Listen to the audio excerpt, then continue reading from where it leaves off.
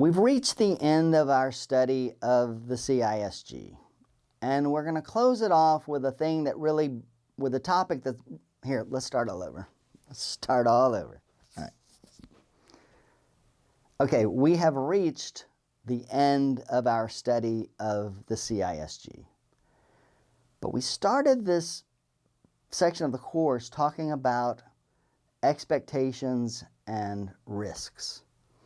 So in this final lecture, we revisit those notions of expectations and risks, and we study how it is that the law provides the means for parties to achieve their expectations and minimize their risks.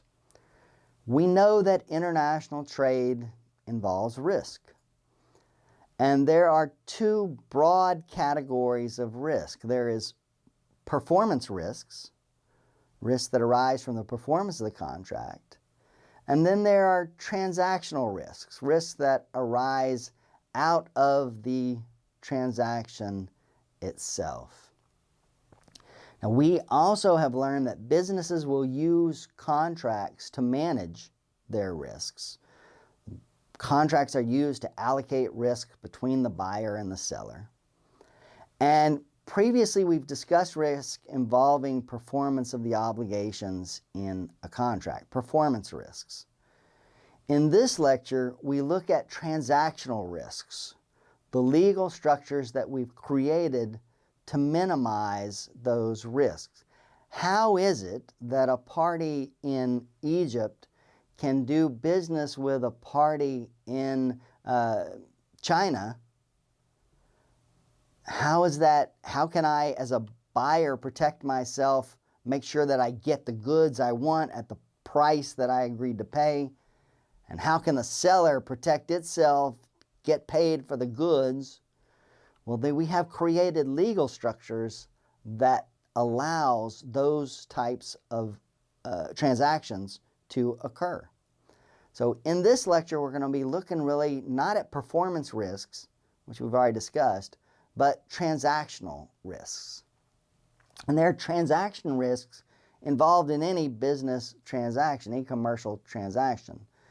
And essentially, when we talk about transaction risk, we're referring to the risks that the buyer and seller face when they move money and goods across long distances.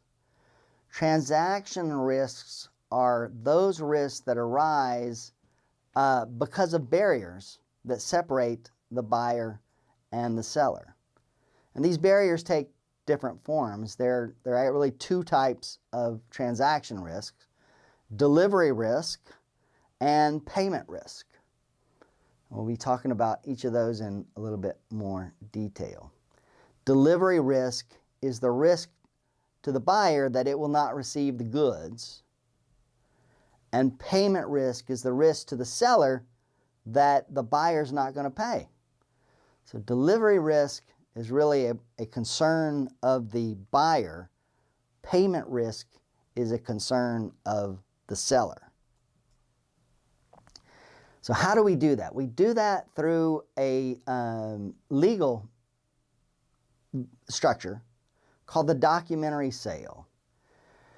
And I've got an animation up on D2L, and I encourage you to look at that to get an idea of how it is that the documentary sale allows the parties to a contract to manage delivery risks and payment risks.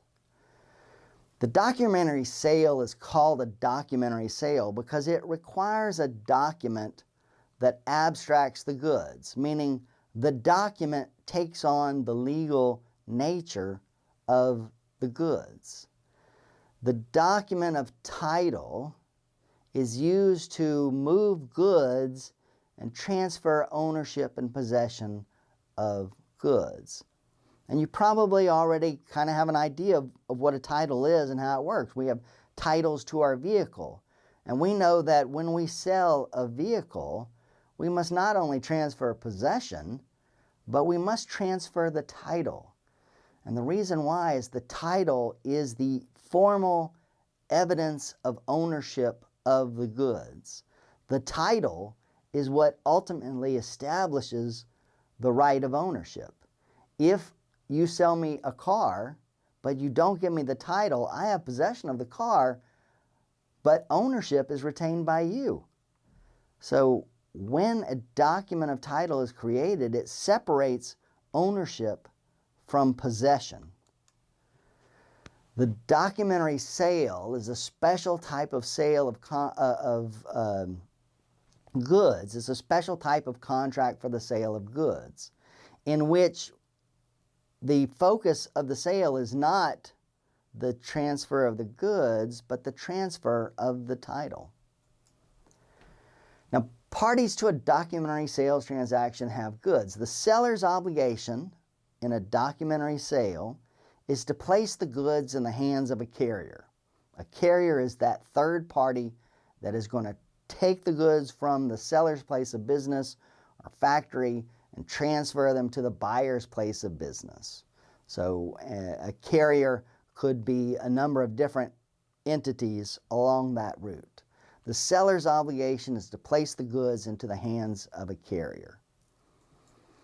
The buyer's obligation is to purchase the document of title, meaning the buyer must not purchase the goods, but really must purchase the actual document of title. And we use banks. We use banks in both the buyer's and seller's country to actually handle the process of exchanging a document of title for money. We often don't think of this other role that banks have. Banks have a role beyond simply loaning money and paying interest on money stored. The banking system plays a role in the transactions for the sale of goods.